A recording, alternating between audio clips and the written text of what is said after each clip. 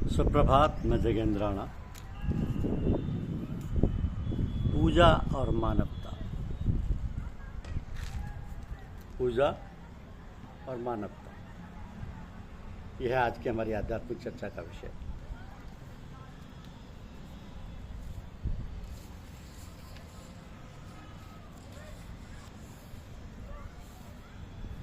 अगर आप गुरु के रहने सहने के गांव के घर में पहुंच गए तो सालोक्य हो गया। फिर उनके पैर छूते हैं, सेवा भी करते हैं तो सामीप्य हो गया। फिर उनके पास रहते रहते और उनका ध्यान करते करते गुरु में ऐसी लय अवस्था हो गई कि अपनी शक्ल उन्हीं की शक्ल मालूम होने लगती है। अपनी आँख, नाक, गाल, सारी शक्ल, और फिर जिसमें लगता है वही है, मैं नहीं हूँ, ये वह सारूप। यानी गुरु में फना हो जाते हैं, लय हो जाते हैं। गुरु में लय होने के बाद ये अवस्था है, जैसे जैसे हमारी लय अवस्था घनी होती जाती है, वैसे ईश्वर, परमेश्वर, परमात्मा, ब्रह्म, पर ब्रह्म इत्यादि की अवस्थाएं आती जाती हैं। ये सूक्ष्म में गुरु मत है। जिनका कोई गुरु नहीं वे सब मनमत होते हैं, जो जी में आया सो किया। आजकल आए दिन हार्ट फेल की घटनाएं होती रहती हैं। न जाने किस समय कोई दुर्घटना हो जाए, किसी को क्या पता। सांस अंदर जाकर आए ना आए, इसलिए सावधान रहना पड़ता है।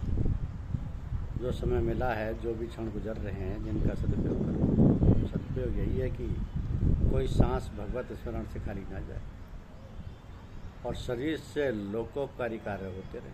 हम जो भी कर रहे हैं भगवान का समझकर भगवान के लिए करें। मनुष्य मात्र को भगवान का रूप मानकर सेवा करें, फिर तो जीवन सार्थक हो ही जाएगा। इसमें तनिक भी संदेह नहीं। किंतु हम लोग तो ऐसे गाफिल और लापरवाह हो रहे हैं कि मानो मौत जैसी कोई बात है ही। हर समय खाने पीने, पहनने में मस्त और शौकीन चीज़ों के जुटाने में लगे रहते हैं। अपनी स्त्री और बच्चों को बढ़िया खिलाना, पिलाना, पहनाना, ओढ़ाना ही अपना कर्तव्य समझ रखा है।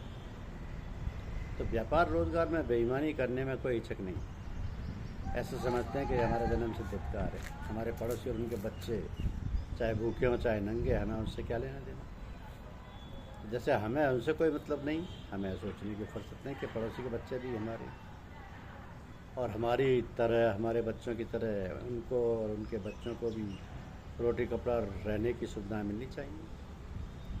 इतने तल्लीन रहते हैं हम सब लोग अपने ही खाने पीने, ओढ़ने, पहनने और कमाने धमाने में कि सोचने का समय नहीं मिलता। इधर ख्याल भी आता है तो सोच लेते हैं कि अरे ये तो दुनिया है, किसको देखें और किसके लिए क्या करें। ये सब तो ऐसे ही चलता है। तो अपनी अपनी किस्मत का खेल है, अपना अपना भाग्य लेकर आए और सब भोग रहे हैं। हम ये सोचने का कष्ट ही नहीं करते कि हम और हमारे बच्चे दिन में अनेक बार पोशाक बदलें, फैशन करें और भूख न होने पर भी दिन भर खाते पीते रहें, बीमार भले ही पड़ जाएं। किंतु इस ख्याल से कि कहीं कमज़ोर ना हो जाएं, फल, मिठाई, मेवा, मिष्ठान भरे हुए पेट होने पर भी ठूसते रहते हैं। दूसरी ओर अनेकों लोग और उनके बीवी बच्चे भूख से तड़पते लगते रहते हैं और कुछ तो इस दुख से भी दम तोड़ देते हैं। कैसा व्यवहार है, कैसा धर्म है, कैसी पूजा पाठ और आराधना। तो हम सब लोगों को ऐसा लगता है कि हम सब लोग हृदयहीन हैं, नेत्र विहीन हैं। भावनाएं स्वार्थ में इतनी तल्लीन और कुंठित हो गई हैं कि हम ये सोचने विचारने का कष्ट ही नहीं उठा सकते। तो हम लोगों को इस बात पर गंभीरतापूर्वक विचार करना चाहिए। अपनी आमदनी का कुछ हिस्सा, चाहे वह कितनी कम क्यों ना हो, निश्चित करें और ऐसे लोगों की सहायता हेतु हर मास या उनकी जिनकी दैनिक आमदनी है प्रतिदिन निकाल कर अलग रखते हुए रहें और जो अधिकारी हैं ऐसे योग्य हैं उनकी सहायता करें। तो आप सब ये महसूस करेंगे कि हमारे दिलों को कितनी तसल्ली और शांति मिलेगी और हमारी खुशहाली बढ़ेगी। तंग दिली दूर होकर लिखा है कि उदार चरिता नाम तो वसुदेव कुटुंबकम। उदार चरिता नाम तो वसुदेव कुटुंबकम। जैसी दशा पैदा हो जाएगी, जीवन सुखी, समृद्ध और शांति में बन जाएगा। तो पूजा और मानवता एक ही ध्येय के दो पहलू हैं। मानवता पूजा का बाह्य आवरण है, तो पूजा मानवता का आंतरिक अंश है। मानव मानव के प्रति सहृदय ही ना हो, अपितु तो अपना ही शरीर समझे तो बात बने। पूजा में कितनी भी ऊंची उड़ान हम क्यों ना उड़ें, पर मानवता के बिना अधूरी रह जाएगी, और मानवता उपयुक्त विचारों को क्रियात्मक रूप दिया जाना अत्यंत कठिन है। तो जीवन जगत के लिए है, संसार के लिए है। संसार ना हो तो जीवन का क्या मूल्य, और जीवन रहे कहाँ, कहाँ आए कहाँ जाएं। लोग कहते हैं कि संसार तो असार है, इससे उपराम रहना चाहिए। और बहुत से लोग तो जंगल में पहाड़ों में जाकर रहते हैं। क्या जंगल और पहाड़ जगत से, संसार से बाहर हैं? कैसी आश्चर्यपूर्ण है ये बात, जब लोग कहते हैं कि संसार छोड़ दो और कहीं गुफा में एकांत में चल कर रहो। असल बात तो ये है कि असली संसार और जगत तो हमारे हृदय में बसता है। शांति और अशांति तो हमारे मन का खेल है। आंतरिक जगत का जीवन ही बाहरी शांति और अशांति का कारण है। जब तक किसी चीज़ का प्रभाव हमारे हृदय और मस्तिष्क पर नहीं है, बाहरी चीज़ों का दृश्य जगत का कोई प्रभाव पड़ ही नहीं सकता। तो असल बात ये हुई कि हमको अपना हृदय और मन शुद्ध और पवित्र बनाना चाहिए। इसी बात पर जीवन की आधारशिला स्थित है। मनुष्य के आचार विचार और व्यवहार पर इनका पूरा पूरा प्रभाव पड़ता है। किंतु आज का जनजीवन इतना विषाक्त, मलिन और दूषित हो गया है कि समझ में नहीं आ रहा है कि इसका क्या परिणाम होगा।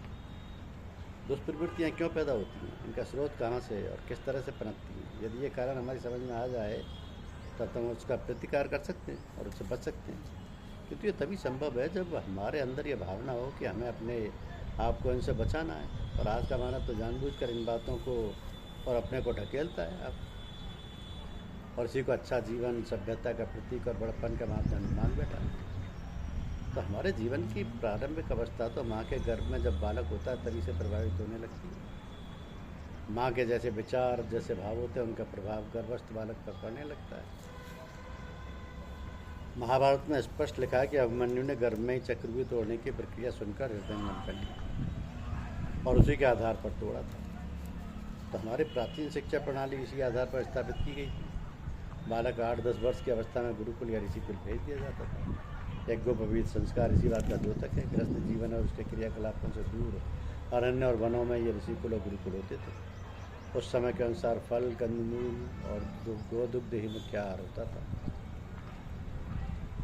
किंतु आजकल ज़रा आप ध्यान से देखें तो सही, क्या दशा है माता पिता की और उनके बालकों की। आजकल के सभ्य माने जाने वाले पुरुषों और स्त्रियों का रहन सहन और व्यावहारिक जीवन की तो बालक बालिकाओं की देन है। और जब बालक बालिकाएँ स्कूल और कॉलेज में जाकर पढ़ते हैं तो वही संस्कार और रूप धारण कर लेते हैं जब बाहरी वातावरण उस प्रकार का मिल जाता है। इसके अलावा आजकल का मनोरंजन का साधन जो सिनेमा, उससे तो बहुत अधिक प्रेरणा मिलती है। आजकल जो चोरी, बदमाशी, ठगी तथा नाना प्रकार के फैशन और वेशभूषा के तौर तरीके हैं निकलते हैं, उसकी सारी प्रेरणा और व्यावहारिकता, समली जीवन सब सिनेमा की ही देन है और इन सिनेमाओं की ही नकल होती है। इन सिनेमाओं की ही नकल करते हैं। पाश्चात्य देशों की जहाँ इन बातों से लोग ऊब गए हैं, हमारे देश में जो धनी मानी लोग हैं वे धन को ज़्यादा बटोरने के लिए चाहे जो कुछ हो, देश के नौजवानों, नवयुवतियों पर कैसा ही प्रभाव पड़े, उन्हें क्या ऐसे पैसा आना चाहिए, वे सब कुछ करने को तैयार हैं। और इसी पैसे के लोभ में सत्ता के जो अधिकारी गण हैं ऐसी फिल्मों को चलाने की छूट भी दे देते हैं। फिर क्या परिणाम हो इन सब का, देखते नहीं। आए दिन दुकानें दिन दहाड़े लूटी जाती हैं। सड़क पर चलते हुए दिन दोपहर को आभूषण, घड़ी इत्यादि छीन ली जाती है।